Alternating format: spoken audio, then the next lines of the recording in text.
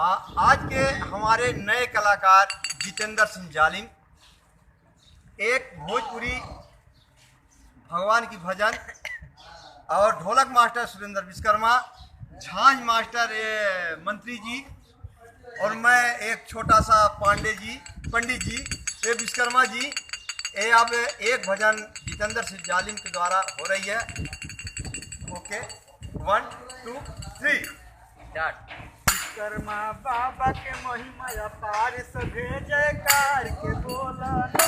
विश्वकर्मा बाबा के महिमा